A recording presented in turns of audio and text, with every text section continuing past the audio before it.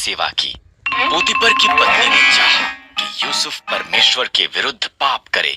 यूसुफ ने इनकार कर दिया, इसलिए उसने उसके बारे में झूठ बोला। पोतीपर ने अपनी पत्नी पर विश्वास किया और यूसुफ को जेल में डाल दिया गया।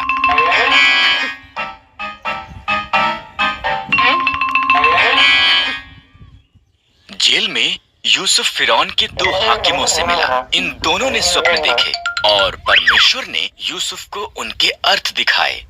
यूसुफ की व्याख्या सच्ची हुई। पिलाने हार को आजादी मिली, पर पकाने हार को फांसी दी गई।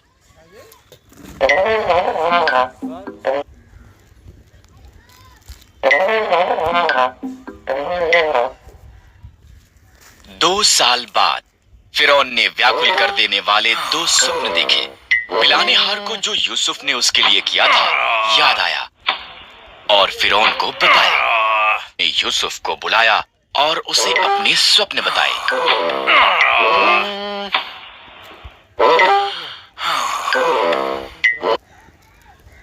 परमेश्वर ने यूसुफ को फिरौन के स्वप्नों का अर्थ दिखाया। 7 साल तक भरपूर फसल होगी। यूसुफ ने कहा, इसलिए भोजन को जमा कर लें, क्योंकि इसके बाद 7 साल का अकाल होगा।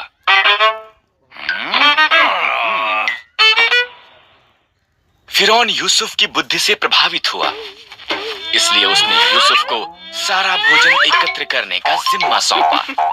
फिरौन को छोड़ मिस्र में कोई भी यूसुफ से ज्यादा शक्तिशाली नहीं था।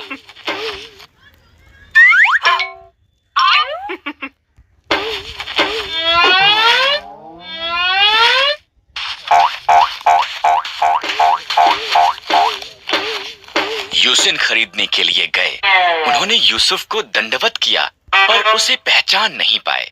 जब उसने देखा कि वो बदल चुके थे, तब उसने उन्हें बताया कि वो कौन था।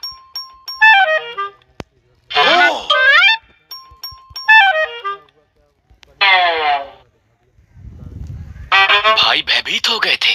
तुम लोगों ने मेरे लिए बुराई का विचार किया, यूसुफ ने कहा, परंतु परमेश्वर ने उसे भलाई के लिए प्रयोग किया। हमारे पूरे परिवार को मिस्र में ले आओ। हमारे पास था। राजा शाऊल ने परमेश्वर की आज्ञा नहीं मानी, इसलिए परमेश्वर ने शमूएल नबी से कहा, शिय नाम के एक व्यक्ति को ढूंढ, उसके पुत्रों में से एक नया राजा होगा।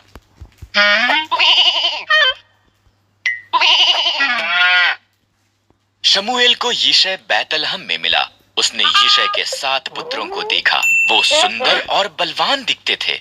उनमें से कोई नहीं। परमेश्वर ने कहा, मैं बाहरी रूप को नहीं देखता, मैं एक व्यक्ति की आंतर्य दिल की परवाह करता हूँ।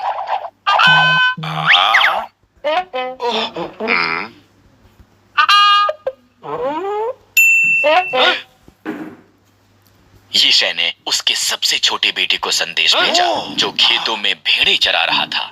शमूएल ने उसे देखा और परमेश्वर ने कहा, वही है। इस तरह दाऊद नया राजा होने के लिए अभिषिक्त किया गया था।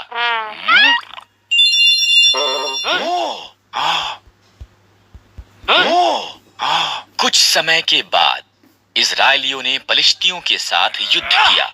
एक दानो पलिश्ती सिपाही गोलियत ने इजरायलियों को उसके साथ लड़ने के लिए एक योद्धा को भेजने के लिए कहा, पर सभी इजरायली डरे हुए थे। दाऊद सेना में उसके भाइयों के लिए भोजन लेकर आया। उसने गोलियत की चुनौती सुनी और डरा नहीं। परमेश्वर की सेना का अपमान करने की उसकी इतनी हिम्मत। दाऊद ने कहा, मैं उसके साथ युद्ध करूंगा।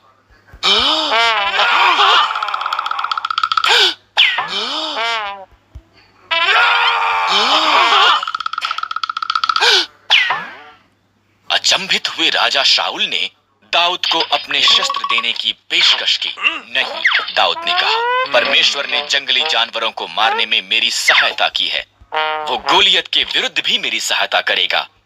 दाऊद ने 5 पत्थर और एक गोफन लिया। क्या मैं एक कुत्ता हूँ?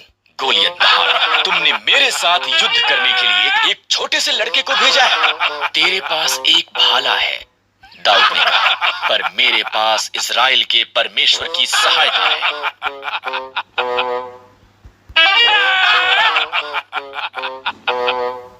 दाऊद ने गोफन में पत्थर डाला और घुमा कर मारा।